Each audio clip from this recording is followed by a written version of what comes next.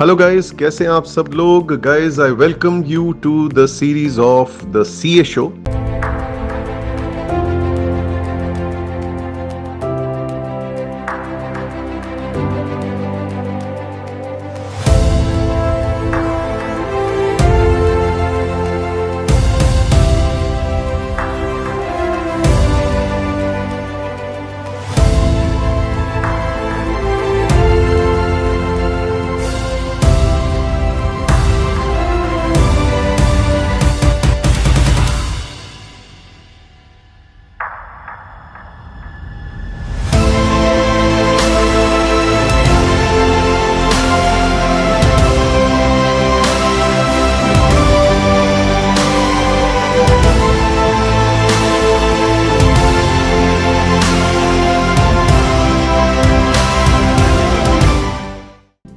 और दोस्तों, मैं आज आप लोगों को मिलाना चाह रहा हूं मेरे एक बहुत ही अजीज, बहुत ही करीब, बहुत ही प्यारे स्टूडेंट से, जो कि हैं सीए महेश मदान, जो कि इस टाइम पे यूएई में काम कर रहे हैं।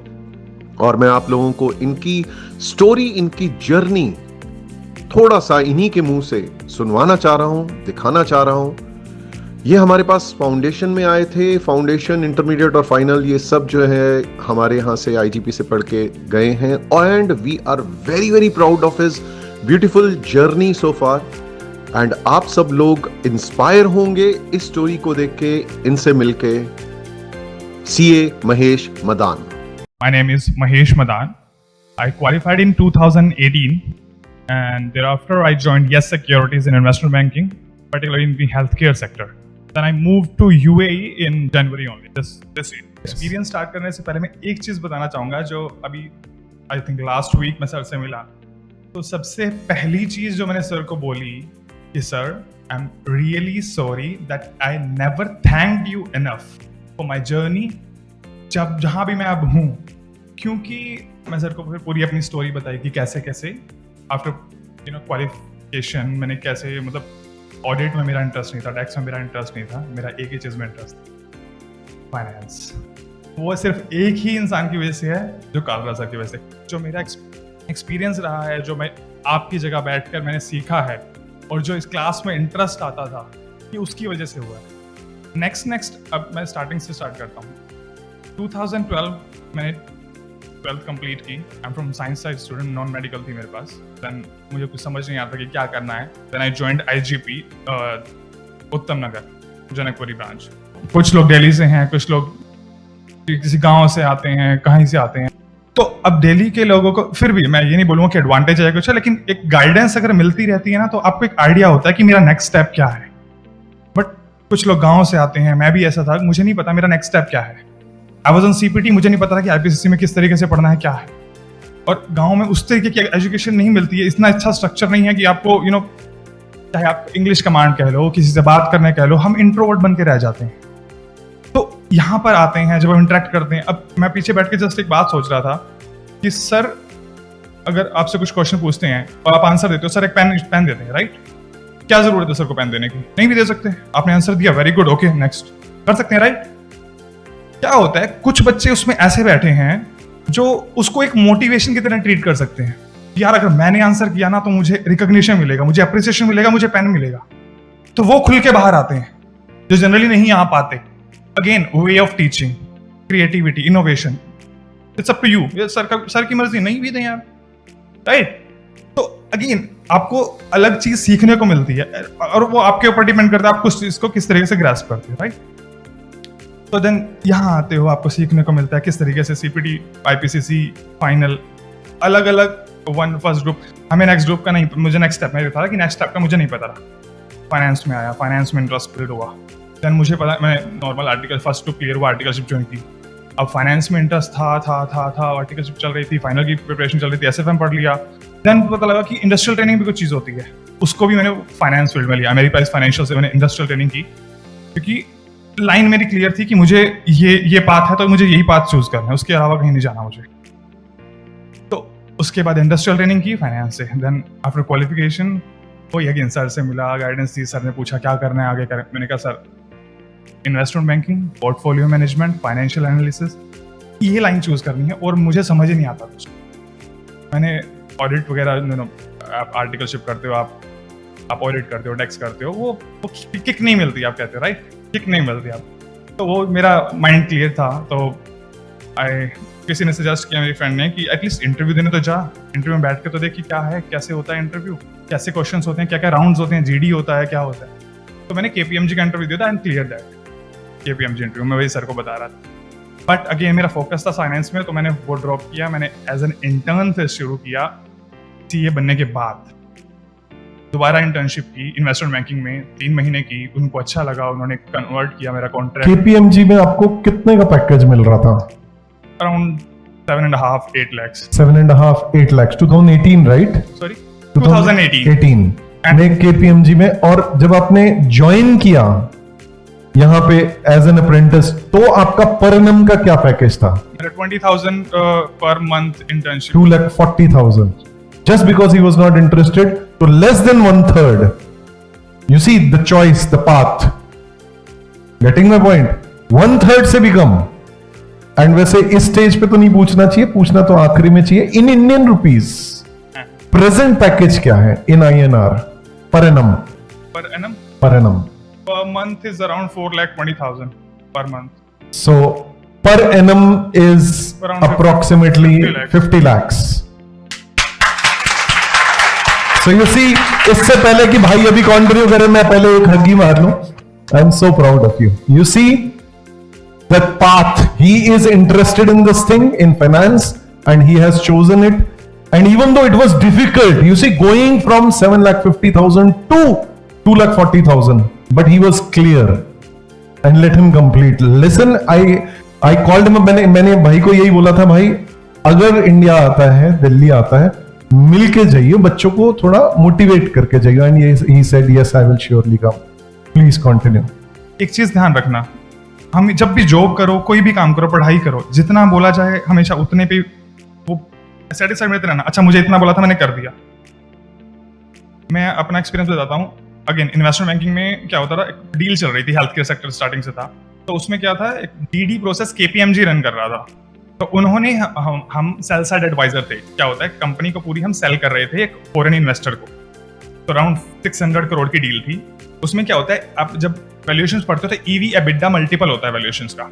उसके बेसिस लाइक अगर 100 is your EBITDA into let's say 10 is your EBITDA multiple, then your business valuation, enterprise valuation is 1000 crore, right. तो उसमें क्या था, उन्होंने डीडी क्या होता है, डीडी में जब वो मिस्टेक्स निकालते हैं, एरर्स निकालते हैं कि आपकी जो रिपोर्टिंग है उसमें ये इश्यूज हैं, तो वो जो रिपोर्टेड एबिडा होता है वो 100 करोड़ से लेट्स से 80 करोड़ हो गया। तो ऐसे उन्होंने 15-20 करोड़ का इशू निकाल दिया था केपीएमजी ने, जो मैंने खुद टेक ओवर किया कि sir let me redo the work which KPMG has already done.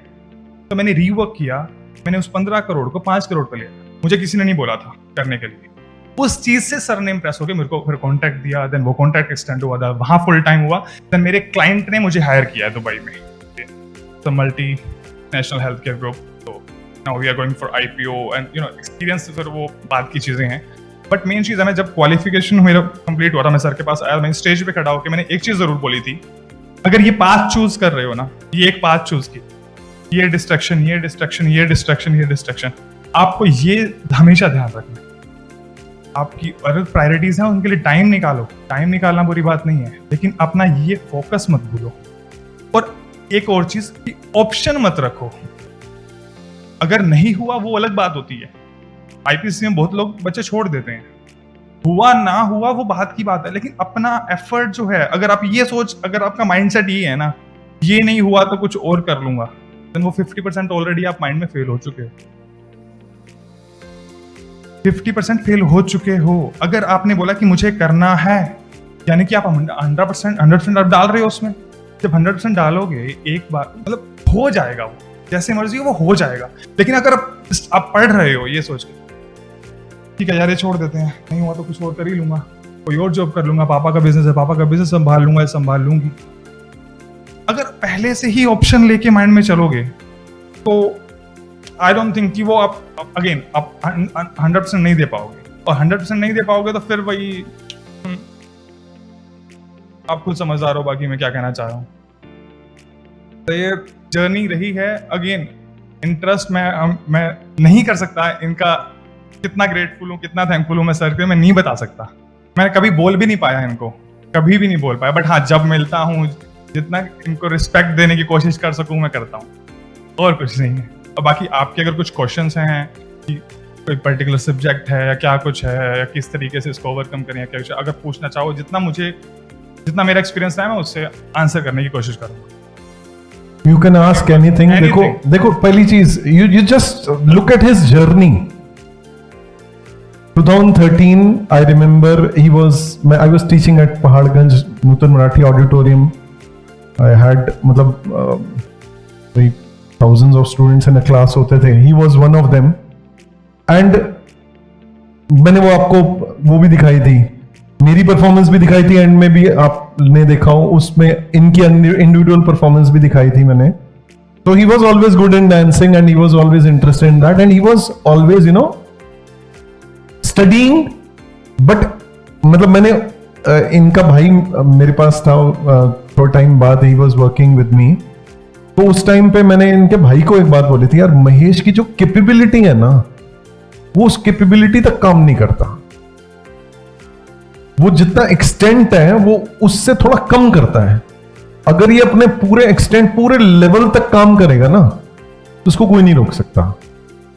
और अमेजिंग बात यही है that he could recognise I don't have to do audit, I don't have, मेरा इंटरेस्ट नहीं है. जैसे मैं भी अपनी बात बताऊं, मेरी भी आर्टिकलशिप में मेरा भी इंटरेस्ट नहीं था इसमें, ऑडिट मुझे कभी पसंद नहीं आया. मैं ये नहीं कहना कि आपको नहीं आएगा, मुझे नहीं पसंद आया. That was my choice. Similarly him, he was very clear. This is very very important. You should be clear क्योंकि यहाँ काम बहुत तरह के हैं और finance obviously very exciting है.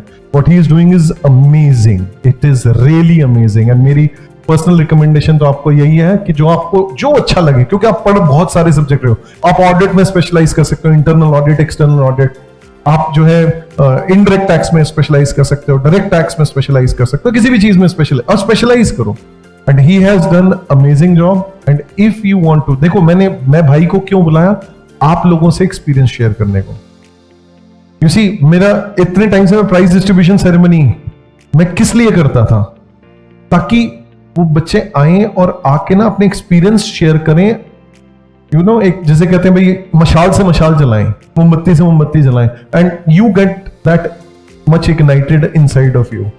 Now he has done amazing work. What he is doing is good. You should have some questions. You should ask something. कुछ भी पूछो, anything at all. कुछ भी दिमाग में आ रहा है, कोई भी confusion है, पढ़ाई से रिलेटेड तो पढ़ाई से रिलेटेड, करियर लाइफ से रिलेटेड, कुछ भी, anything if you want to ask, please. तो क्वेश्चन है कि कम्युनिकेशन जो है वो बहुत इंपॉर्टेंट है आपकी जर्नी में, आपके करियर में. अभी आपको पढ़ाई के अलावा उसमें टाइम नहीं मिलता. I totally agree with you. मैं भी एक गांव से आया था, मैं भी बिल्कुल सेम है. इवन क्या होता है, ये धीरे धीरे बिल्ड होता है. हमने जो नहीं कर पाए, और आई थिंक आप भी ट्राई करते होंगे बट नहीं कर पाते हो, क्या होता है अपने फ्रेंड्स के साथ. आजकल कम्युनिकेशन का मतलब लोग हमेशा ना इंग्लिश समझ लेते. अगर आप दुबई में आओगे ना, इतनी ज्यादा नेशनैलिटीज हैं, सब टूटी फूटी इंग्लिश बोलते हैं, लेकिन बोलते हैं. आप कम्युनिकेट कर पा रहे हो, पहले आप बोलना सीखो. किसी भी लैंग्वेज में पहले आप बोलना सीखो, उसके बाद इंग्लिश पे वर्क करो. अगर आपको लगता है कि इंग्लिश इंपॉर्टेंट है, नो डाउट आज की डेट में है. आप कहीं भी जाते हो, अगेन न्यूज़पेपर है, तो 2-3 चीजें हैं. हाँ, सबको पता है कि किस तरीके से आप इंप्रूव कर सकते हो, लेकिन करता कोई नहीं है.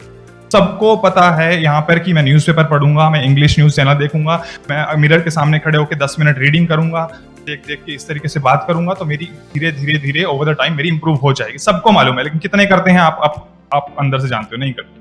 10 मिनट मिरर के सामने कोई बड़ी बात नहीं है पूरे डेली रूटीन में से निकालना, राइट. न्यूज़पेपर आप ट्रैवल टाइम में पढ़ सकते हो. आप आजकल न्यूज़पेपर नहीं है तो मोबाइल पे इतनी सारी एप्लीकेशंस हैं, न्यूज़ एप्लीकेशंस. आप चाहे वो बिजनेस स्टडीज हो, स्टॉक मार्केट हो, किसी भी चीज में जो बेसिक करंट अफेयर्स हैं वो तो आपको पता होने चाहिए, राइट. तो ये सब चीजें पढ़ते चलो. रात को अगर आप टीवी देख रहे हो, खाना खाते हो, इंग्लिश न्यूज़ चैनल लगा दीजिए, पूरा आपको बिजनेस अपडेट्स भी मिल जाएंगी. BBC वर्ड्स हैं जो जनरली लोग प्रेफर करते हैं इंग्लिश के लिए, वो आप देख सकते हो. अगेन सबको पता है लेकिन करता कोई नहीं. जब क्या होता है, जब आप, जैसे मेरा क्या हुआ, मैं जब जॉब लाइन में आया, धीरे धीरे वो इम्प्रूव होना शुरू हो, वरना मैं भी नहीं बात करता था जनरली. वो हो जाएगा, डोंट वरी, वो आपको वर्क करना पड़ेगा, लेकिन थोड़ा टाइम निकालोगे, आधा घंटा भी आप पूरे रूटीन में 10 मिनट्स मॉर्निंग में, 10 मिनट्स इवनिंग में, वो हो जाएगा, नॉट अ बिग डील। अगर आपके कॉन्सेप्ट क्लियर है, आप किसी को हिंदी में भी समझाओगे ना, हायर कर लेगा, डोंट वरी, छोटी छोटी में भी बोलोगे हो जाएगा। कम्युनिकेशन क्या है जो मैं यहाँ बोल रहा हूँ आप तक पहुँच रहा है इफेक्टिव वे में या नहीं, that is communication. English is just language, और लैंग्वेज सीखना is not a big deal. Sir के दो वर्ड्स, दो जो सर बोलते हैं, plan your work and work your plan, be sincere and not serious in your life, ये दोनों पे काम कर लो, तुम नहीं आ पा रहे सीरियसली। अगर तुम इस दोनों चीजों को एनालिसिस करो, प्लान योर वर्क, आप कह रहे हो बहुत ग्रुप है, उस तरीके से प्लान करो, और जो प्लान किया फिर उस पर वर्क करो, उस तरीके से स्टडी करो, पूरा स्केड्यूल बनाओ अपना। आपके वही, हम जब दुबई में थे, हम सर बात कर रहे थे और भी सर के स्टूडेंट्स थे वहां पे, आज की डेट में डिस्ट्रैक्शंस बहुत हैं, व्हाट्सएप, इंस्टा। आज की क्लास में भी तो हो रहा था, ये एक भाई एक वहां वो, मैं ये क्लास चल रही है, मैं क्वेश्चन एक्सप्लेन कर रहा हूं और ये वहां, नहीं भाई साहब हम तो कहीं और डोंट डू दिस। मैं पीछे बैठ के एक चीज नोटिस कर रहा था सर, जब लास्ट आई थिंक 2-3 पार्ट्स थे, उसमें एक चीज को ना अंडरलाइन कर रहे थे। क्या होता है जब एग्जाम में आप ऐसे अंडरलाइन करके देखते हो ना, और एक वर्ड की वजह से ना पूरा सेंटेंस का मतलब चेंज हो जाता है। जब वहां आपने फोकस लूज कर दिया और एग्जाम में भी आपने फटाफट, अच्छा आप पूछा कुछ और है, आंसर कुछ और लिख के आ जाते हो, फिर कहते हैं मेरा पेपर तो अच्छा गया था, ये नंबर कहां से कट गए। ये चीज आप एक लाइन को ना, एक वर्ड को एक बार एनालिसिस करो, उसको ध्यान से पढ़ो, देन उसको इंटरप्रेट करो, देन आंसर करो। इसलिए अगर आप बीच में फोन यूज कर रहे हो, सडनली अरे यार ये तो मैंने पढ़ा ही नहीं, फिर वो मिस हो जाता है, तो वो चीज नहीं होनी चाहिए। You guys please decide. वही मैं इनको हमारा यही डिस्कशन चल रहा था, मैंने इनको यही बात बोली थी। मैं आपकी क्लास में ही तो नोटिस कर रहा हूं, जो फिजिकली मेरे सामने बैठे हैं, और आज की generation, you guys are so much stick to this, glued to your phone, आप साइड में रख ही नहीं पाते हो। हमारे टाइम पे भी व्हाट्सएप वगैरह आ गया था, हम इतने पुराने भी नहीं है, तो व्हाट्सएप आ गया था, सब कुछ हो गया था, लेकिन मई में एग्जाम है, जनवरी में हम सेल्फ स्टडी करने बैठ जाते थे, तो ये फोन हो जाता था लॉक, और छोटा सैमसंग गुरु हो जाता था ऑन, जस्ट फॉर कॉलिंग पे डिस्कशंस। अगर कोई क्वेश्चन है, सर से बात करो, टीचर से बात करो, और डाउट्स पूछो, क्या स्केड्यूल है, अगर अमेंडमेंट क्लास है, क्या, सिर्फ उस चीज के लिए वो फोन होता था, दैट्स इट, और कोई जीरो रेस्ट्रिक्शन। उसके बाद जब आप एग्जाम ओवर जाओ, आप फेसबुक करो, इंस्टा यूज करो, घूमने जाओ, कुछ मर्जी करो, लेकिन वो 4-5 महीने जितने भी आप देने हैं, फिर वो फोकस होके करो। अदरवाइज क्या होगा, वही जो हम बोलते हैं सीएस में, every May, after every May there is November, after every November there is a May, वो सीरीज चलती रहेगी, एंड आई एम श्योर कोई भी नहीं चाहता कि ऐसा हो, राइट? तो उस तरीके से plan your work and work your plan. IMT, frankly speaking, मैंने IMT का उतना नाम नहीं सुना जितना आपके यहाँ पे देख सकते हो। IIMs हैं, IMT गाजियाबाद है, MDI गुड़गांव है, XLRI है, ISB Hyderabad, then Harvard, Oxford, वो सब तो है, MIT। IMT दुबई उतना बड़ा नाम नहीं है, बट हाँ, अगर मेरा व्हाट्सएप नंबर ले लेना, मैं कंफर्म करके आपको जरूर बता दूंगा उस चीज, ये कर सकते। MBA आफ्टर CA वो कहते हैं बहुत अच्छा कॉम्बिनेशन है, लेकिन CA in itself is enough. हमारी कंपनी के ग्रुप CFO, उनकी मैं सैलरी बता देता हूँ, 30 lakhs per month in Indian rupees, 30 lakhs per month, वो तो मोर देन 30 lakhs, बिकॉज अभी थोड़ा और डाइल्यूट हो गया है, तो 30 lakhs पर मंथ अराउंड उनका हुआ है। तो वो सिर्फ CA है, सिर्फ CA, ओनली CA। हमारा ग्रुप, और उनकी एज क्या होगी? Age around 50-52 something. और मेरे जो बॉस हैं वो भी सिर्फ CA हैं, और मतलब ग्रेजुएट हैं फ्रॉम SRCC, लेकिन सिर्फ CA हैं। तो मैं भी सिर्फ CA हूँ। आई स्टार्टेड CFA, कि मेरे को लगा कि फाइनेंस में specialise, again core focus finance, CFA finance global recognition के लिए और स्टफ उस चीज के लिए। Concluding note, whatever you want to say, for them to focus better and be successful, and your blessings. तो अगेन जो सब कुछ कहा है उसका एक ही समरी बोलूंगा कि आप हमेशा से सुनते आते हो कि बेटा ये 10th है, 10th क्लियर कर लो, उसके बाद तो 11th 12th है, मजे ही करो, ठीक है? 11th 12th कर लो, देन कॉलेज में मजे ही करो। ये कर लो, इसके और मजे ही करो। सी सिंसियर आपको हमेशा रहना पड़ेगा, be sincere and not serious. वो दोनों चीजें साथ साथ हमेशा रखनी पड़ेंगी। मैं ये नहीं बोलूंगा कि आपको 3 साल और कर लो सीए बन गए तो ना,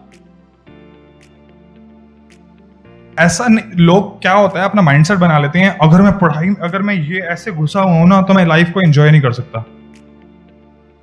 एग्जाम्पल आपके सामने, पढ़ाते हैं, आपको पता है आपसे ज्यादा सर एंजॉय करते हैं, अग्री? हमने देखा, मैं इतने टाइम बाद आके सर की क्लास में बैठा, मुझे पता कितना अच्छा लगा मुझे।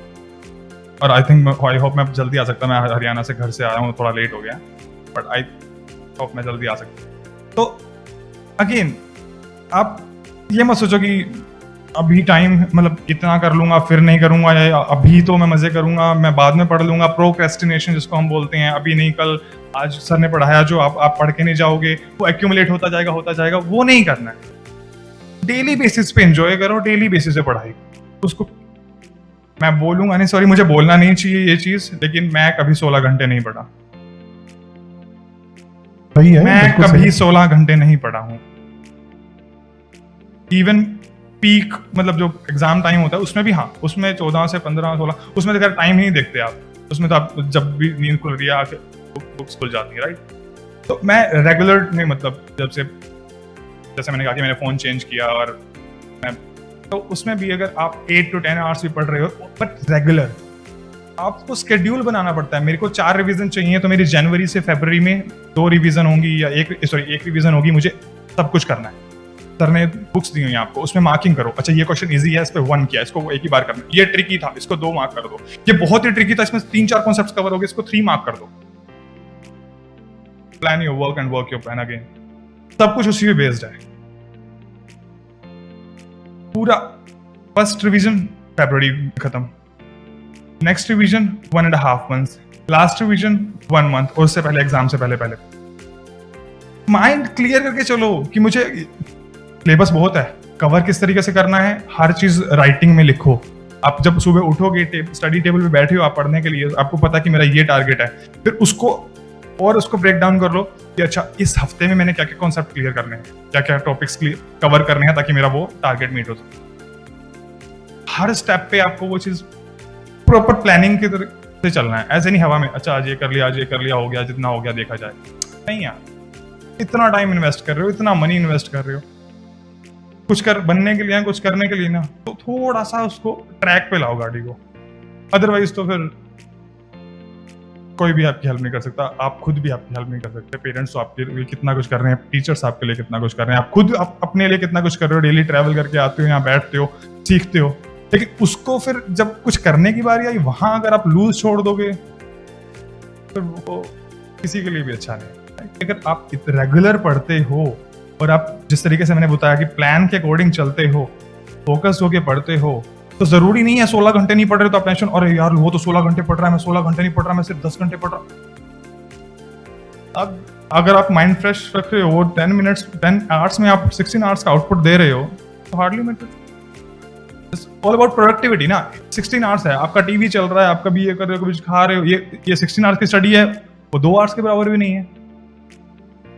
Time doesn't matter, effectivity matter. कितना इफेक्टिव है जो आप पढ़ रहे हो। Mayapuri, Dadu and associates, just 2 years वहां से, and then America is financial Gurgaon, वहां से industrial training. Thank you so much, all the very best.